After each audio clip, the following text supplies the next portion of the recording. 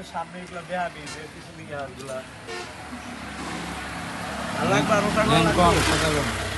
তো গাইস আমরা আজকে ড্রাইভিং এ আমাদের অনেক সমস্যা হয়েছে, কারণ আমরা কারেন্ট একটার মধ্যে কচু আটকে গেছিলাম।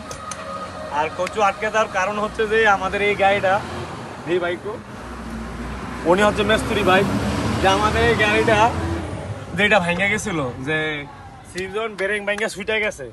তো ছুটে যাওয়ার কারণে আমি ইয়াটা কই যে তুমি আনছো যে এটা দেখো তো, এটা হচ্ছে যে বিয়ারিং, যে এই বিয়ারিংটা চলে গেছিল। তো আমি বিয়ারিংটা আর মোট পুরোটা গাড়ি ঠিক করায় ওনারে 2000 টাকার মতো দিছি। তো 2000 টাকা দেওয়া, সেক্ষেত্রে আমরা মনে হয় 7 থেকে 8 কিলোমিটার জায়গা আইছি। আসার পরে এটা আবার সেম কাহিনী হয়ে গেছে। তো এখন আবার ওনারা আমি ফোন দিয়া মানে এই জায়গায় নিয়ে আইছি। আমরা এখন আসছি হচ্ছে মাঝিগাছা, মানে মাঝিগাছার কাছাকাছি আসছি। এই জায়গায় এসে আবার এই ব্যারিংটা চলে গেছে।